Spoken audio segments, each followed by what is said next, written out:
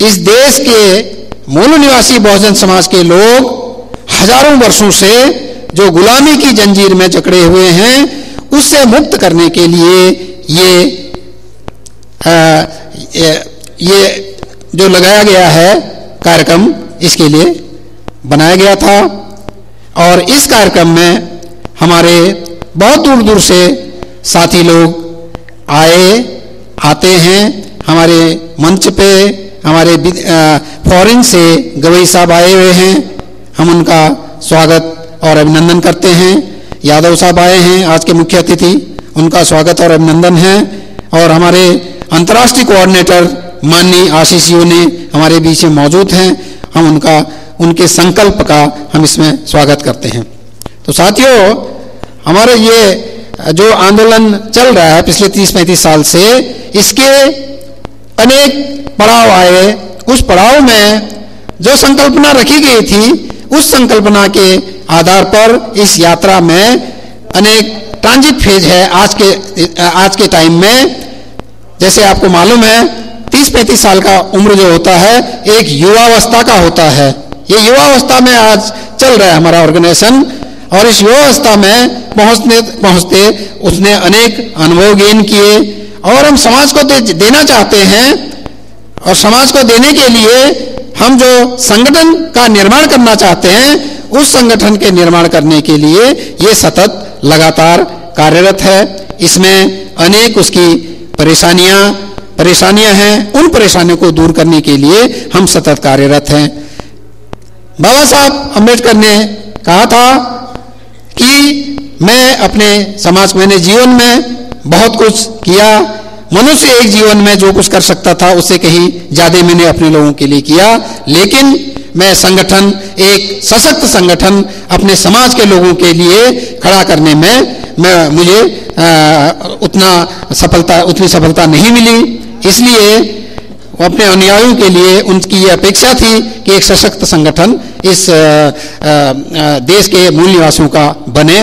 उसी लाइन पे हम लोग आज चल रहे हैं। संगठन निर्माण की प्रक्रिया शुरुआती दौर से जब हम चले थे, उस समय हमारे पास अनुभव की कमी होने से संगठन निर्माण की प्रक्रिया में बहुत सारी चीजें खामियां रही।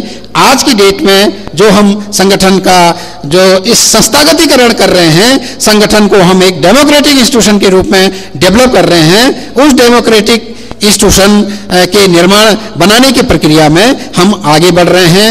वो जो ट्रांजिट फेज आ रहा है आज के समय में, उसमें हम पहुंच चुके हैं और संगठन निर्माण की बुनियाद काफी मजबूती से हम खड़ी कर रहे हैं। और आने वाले दिनों में अगर इसी तरह से ये कारवां आप लोगों के साथ सहयोग से आगे बढ़ता गया, तो हम इसको जल्दी ही अपने मंजिले मकसूद तक पहुंचेंगे। इसमें आप लोगों की हमें हर प्रकार से साथ और सहयोग की जरूरत है। साथियों, बामसेफ के 29वें राष्ट्रीय अधिवेशन में मुख्य अतिथि के रूप में माननीय रघुनाथ प्रसाद सिंह यादव जी ये हमारे बीच मौजूद है। इनका अल्प सा जो परिचय है वो आपके सामने मैं रखना चाहूँगा। रघुनाथ सिंह यादव जी आज राष्ट्रीय अध्यक्ष है अर्जक संघ के, और आपका जन्म 3 जुलाई सन 1939 ग्राम मकंदपुर, मजरे मीठपुर, जिला अंबेडकर नगर, उत्तर प्रदेश में हुआ है। शिक्षा के तौर पर इनकी साधारण शिक्षा ही हुई है, लेकिन उन्होंने साधारण शिक्षा के बावजूद भी पूरे 2000 तक इन्होंने गहरे तौर पर अध्ययन कार्य किया हुआ है। सामाजिक संगठनों से जहां तक उनका संपर्क है, सर्वप्रथम वे यादव महासभा से 1955 में जुड़े, और उसके बाद में यादव महासभा के जितने भी तमाम सम्मेलन हुए, उन सभी सम्मेलनों में उन्होंने अपनी सहभागिता दिखाई। 1970 में वे अर्जक संघ के संपर्क में आए। उस समय माननीय महामना राम स्वरूप वर्मा जी, जो अर्जक संघ विहार लेनिन बाबू जगदेव प्रसाद एवं वैज्ञानिक चिंतक विश्व भ्रमण करता महाराज सिंह भारती जी, इनसे सर्वप्रथम अर्जक संघ के द्वारा उनकी मुलाकात हुई 1970 में। अर्जक संघ ने जो अपना लक्ष्य रखा 1970 से लेके, तो लगातार वे ब्राह्मणवाद का विनाश एवं समतामूलक समाज की स्थापना, ये 2 लक्ष्य लेकर उन्होंने अपना कार्य जारी रखा और आज तक जो बुद्धा के बेसिक प्रिंसिपल्स है, वो बेसिक प्रिंसिपल्स को सामने रखते हुए समतामूलक समाज की स्थापना करने में लगे हुए हैं।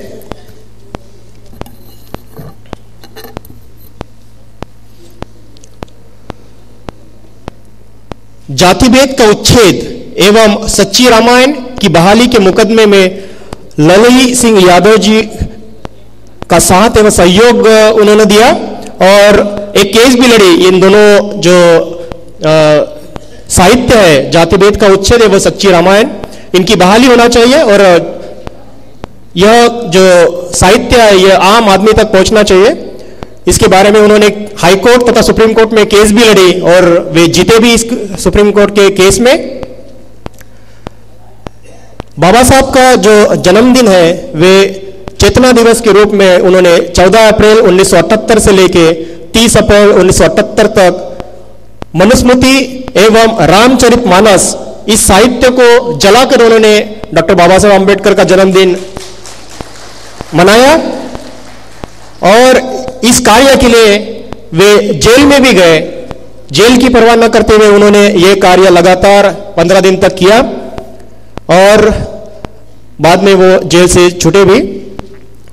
वर्तमान में lord Buddha Ambedkar Arjak mission public school, Ambedkar Nagar, Uttar Pradesh के वे संस्थापक एवं संचालक हैं और आज जो अर्जक संघ है, इस अर्जक संघ के वे राष्ट्रीय अध्यक्ष हैं। साथ ही साथ देश के जो विभिन्न सामाजिक संगठन हैं उनसे वे निरंतर संपर्क में रहते हैं और इन संगठन में जितना भी साथ और सहयोग वो दे सकते हैं वे दे रहे हैं। और विशेष तौर पर बताने योग्य कि आज मतलब दो तीन दिन पहले ही उनका एक्सीडेंट होने के बावजूद भी अपने हेल्थ का ख्याल न करते हुए भी वे उन्होंने मतलब अपना कीमती समय जो है हमको दिया है, बामसेफ संगठन को दिया है, बजाय मतलब हेल्थ ठीक ना होते हुए भी वे आज हमारे बीच में मौजूद है। तो ये बामसेफ इस संगठन के लिए निश्चित ही सराहनीय है और उनका जो समय उनको मिला है उसके लिए हम बामसेफ संगठन की ओर से उनके हार्दिक आभारी हैं। धन्यवाद आशीष।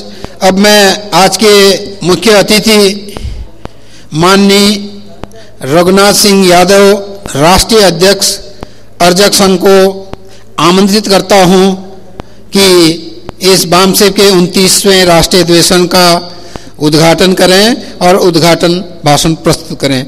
माननीय रघुनाथ सिंह यादव, राष्ट्रीय अध्यक्ष अर्जक संघ।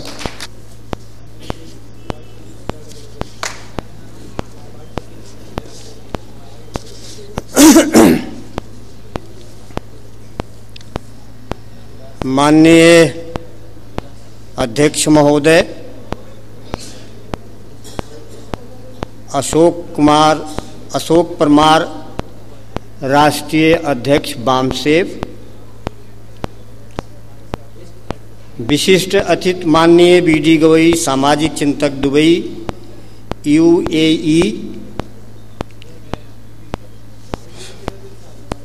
माननीय DR आर्या, राष्ट्रीय महासचिव बामसेफ,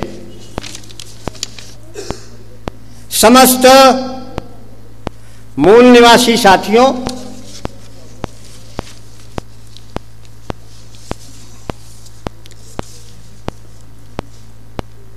आज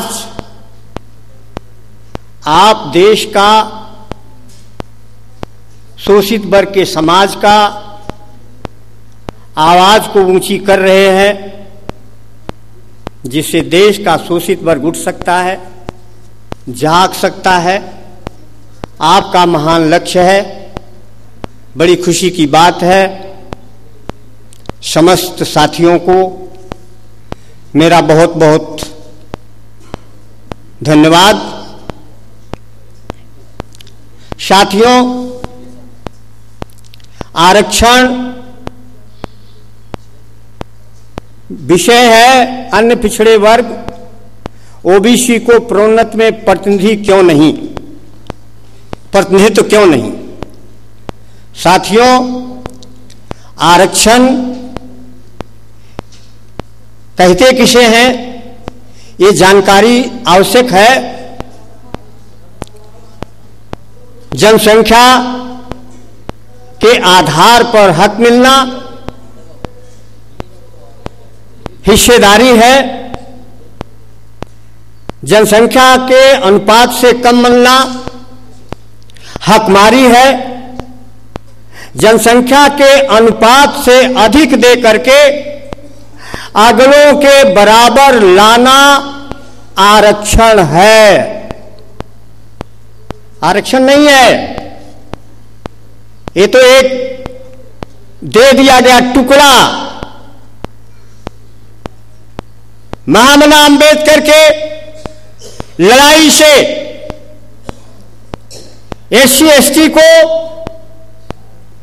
उसका हिस्सेदारी मिला है, आरक्षण नहीं मिला है, केवल हिस्सेदारी मिला है।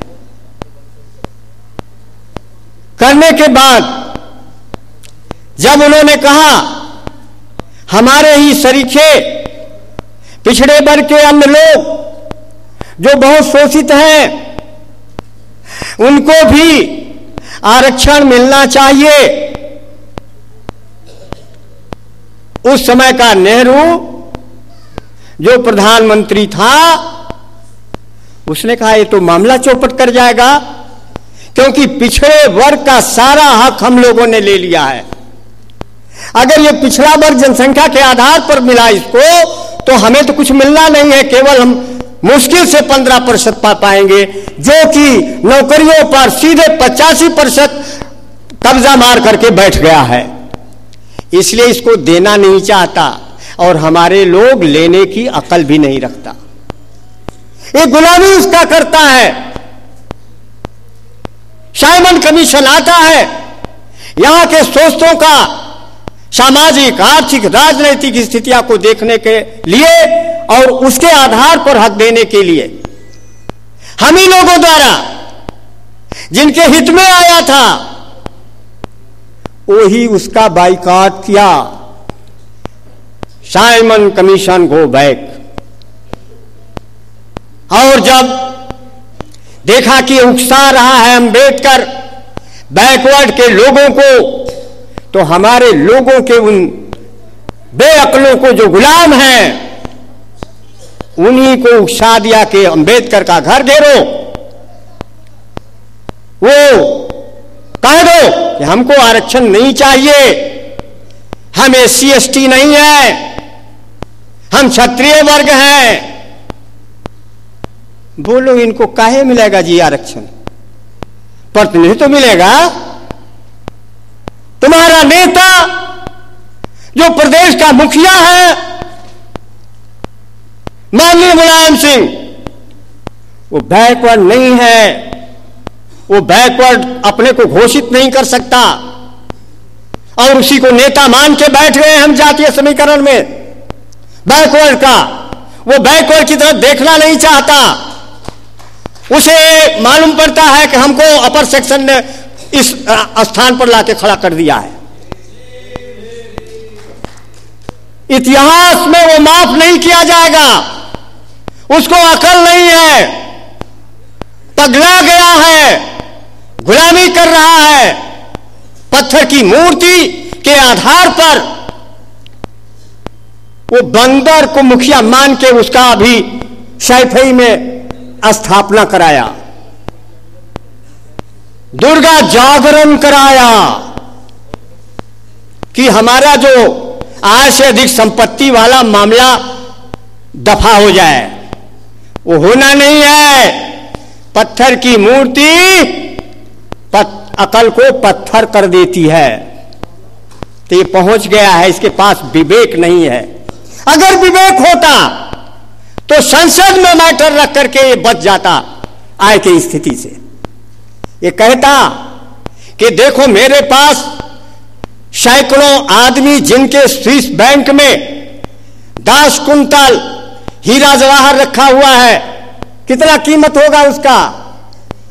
10 कुंतल सोना रखा हुआ है, करोड़ों रुपया, 4 करोड़ 5 करोड़ यहां भारत के अंदर उसका पैसा है। ये सारी संपत्ति रखने वाले आय से अधिक संपत्ति से बचे हुए हैं, और जिनका केवल पैसा भारत में दिखाई पड़ रहा है, उस पर केस चलेगा, इन पर केस नहीं चलेगा। लड़ता, ये डरते दुबकते, लेकिन इसको अकल नहीं है। इसको भरोसा है जो हमारे पुरखा महिषासुर का, जिसे असुर घोषित किया गया, उसका हत्या करने वाली, उसका क्या कहते हैं उसको, जिसका जागरण करा रहा है दुर्गा का, क्या कल्याण हो जाएगा इसका? अकल्ला। अंधविश्वास देश का दुश्मन होता है, अंधविश्वास समाज का दुश्मन है। तू अंधविश्वास में फंस करके देश का हित तो नहीं कर सकता। सैफई को तुमने कहा Saifai is India, India is Saifai, तो इससे देश का कल्याण हो जाएगा? नहीं होना है। इसको इतिहास माफ नहीं करेगा। ये कलंकित है बैकवर्ड के लिए।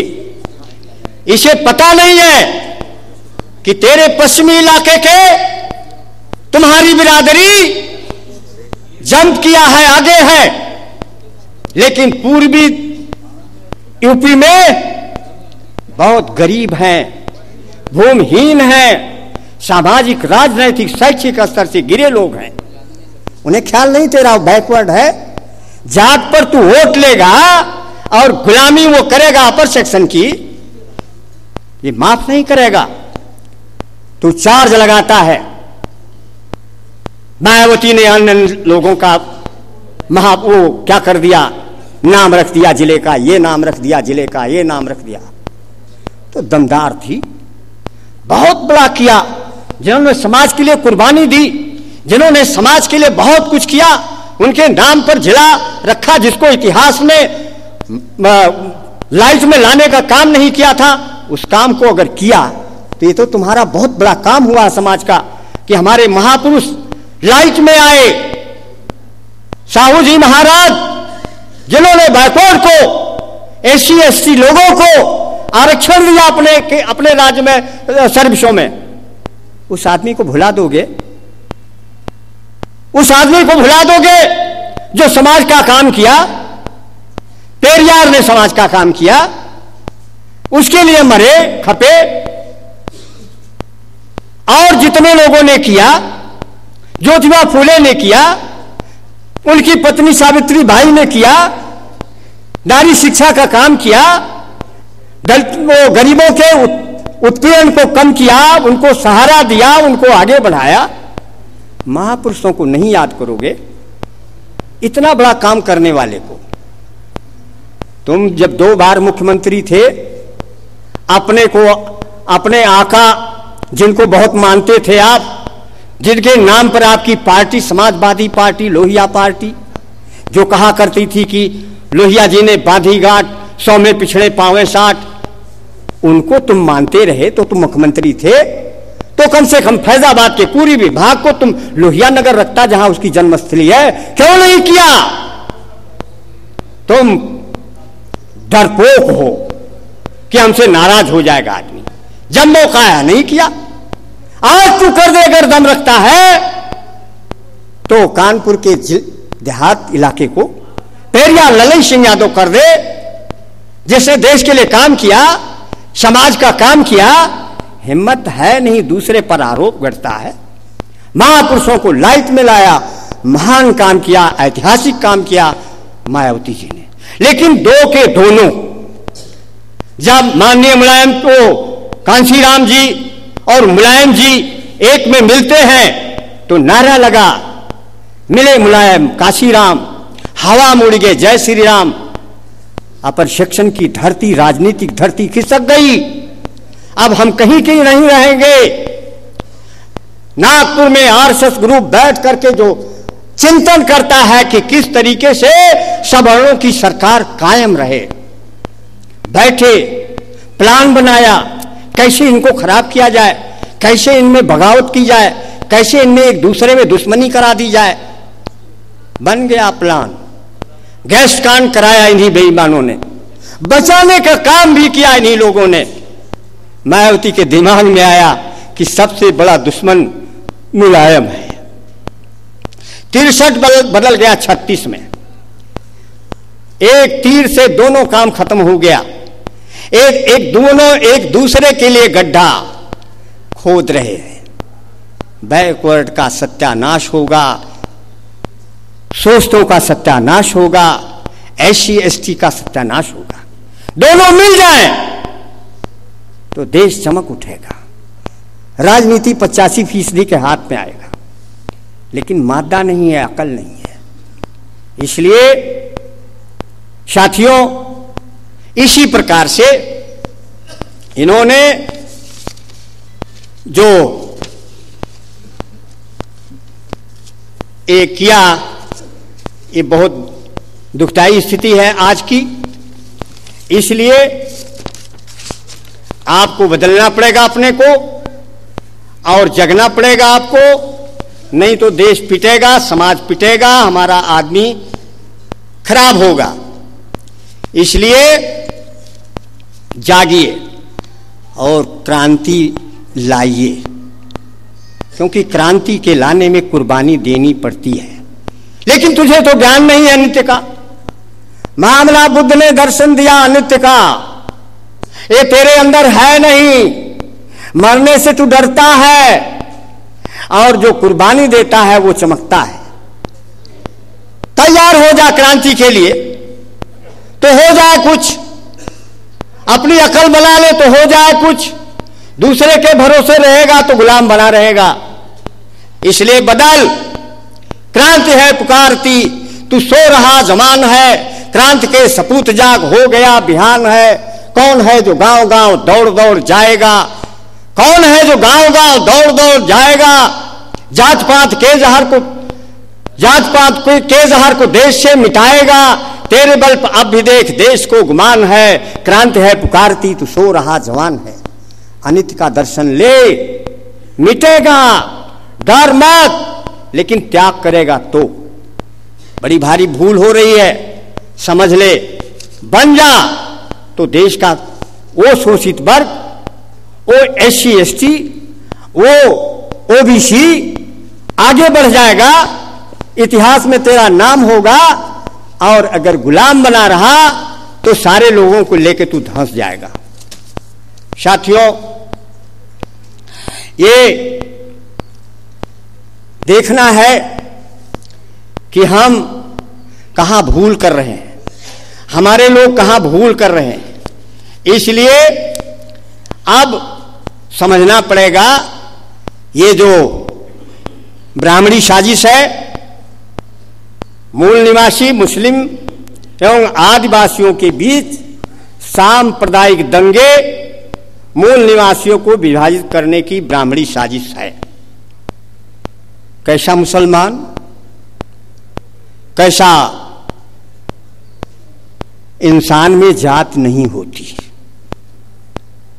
अगर तू ईश्वर को मानता है, जानता नहीं है लेकिन मानता है, चल तेरे मानने पर भी हम कहते हैं।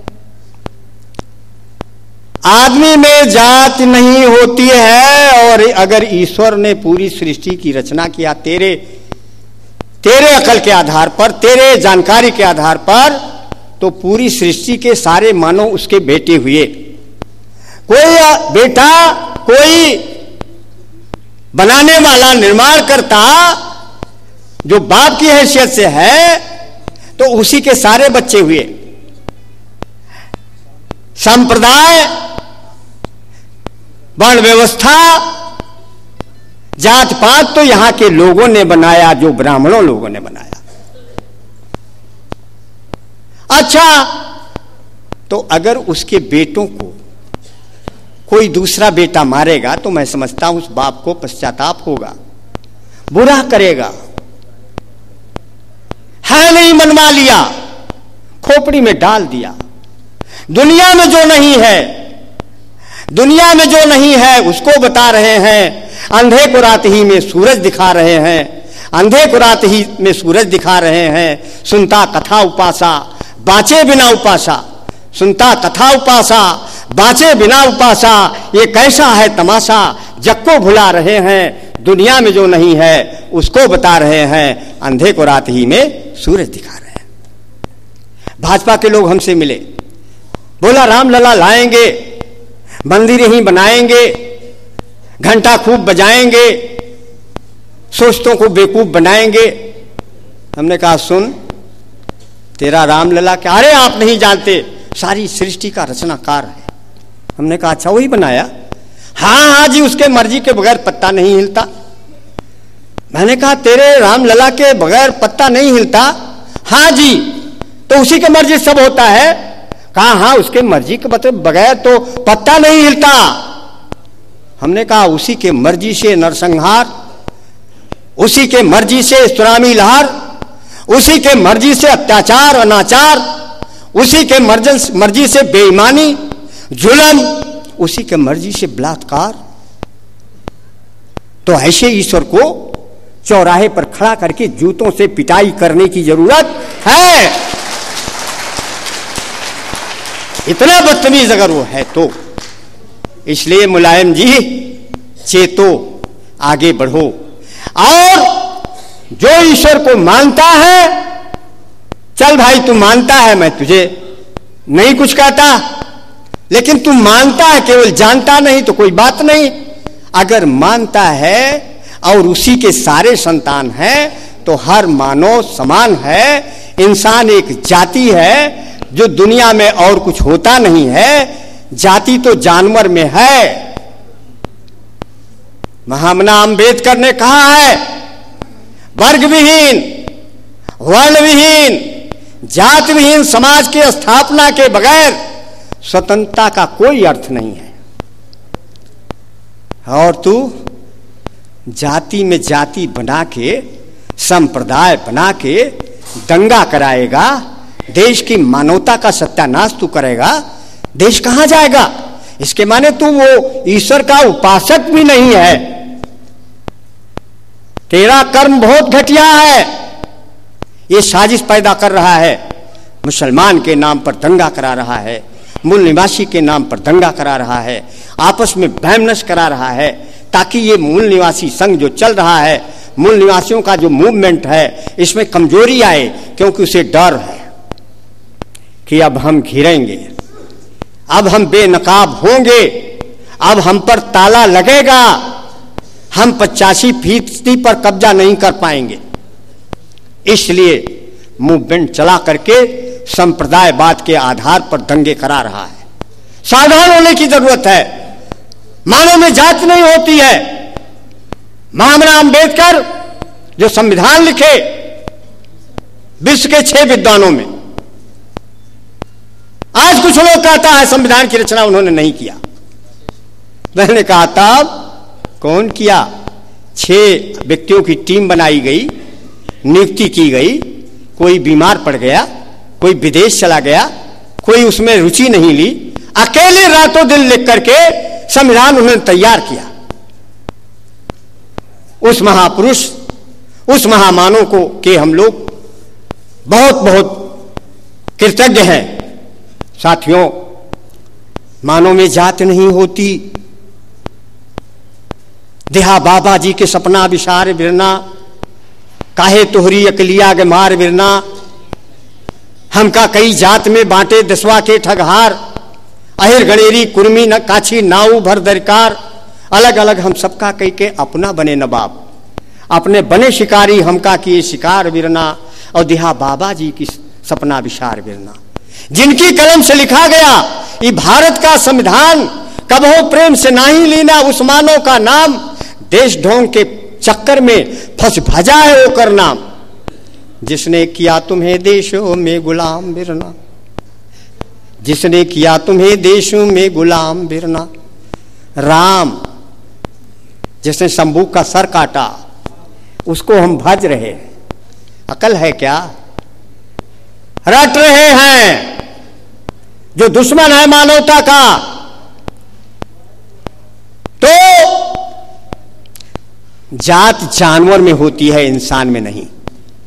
इसलिए मानववाद के समर्थक, मानववाद के पुजारी, समता के पुजारी इंसान में फर्क ना माने।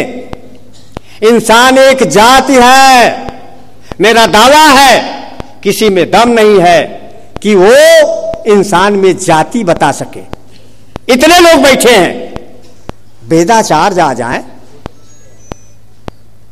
महान इनके जो पुजारी हैं, इनके जो ज्योतिषी हैं, इनके जो शास्त्री हैं, पंडित आकर के बता सकता किसी की जात? जात केवल मानव की होती है, जात जानवर में होती है। और जात की विशेषता है कि एक जाति से दूसरी जाति से कभी बच्चा नहीं आ सकता। गाय को अगर भैंसा लगेगा बच्चा नहीं आएगा।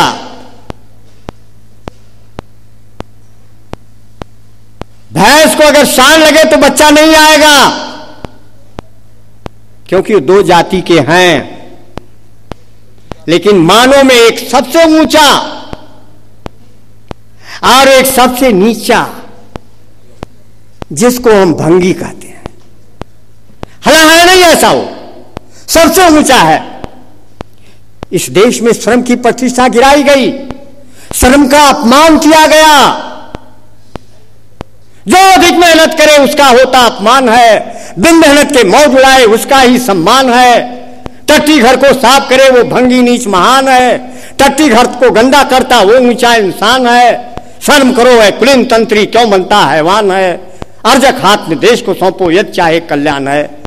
तो इस देश में श्रम प्रतिष्ठा गिराई गई और जो नकारा है उसको ऊंचा उठाया गया। इसलिए आपको जागना पड़ेगा और मानव में जात एक, ऊपर वाला सबसे ऊंचा और नीचे वाला जिसको मेहतर कहते हो, ये अगर ये दोनों लग जाएं तो बच्चा आ जाएगा। दो जाति में अंतर तो नहीं पड़ा, क्योंकि मानव जात के हैं दो के दोनों।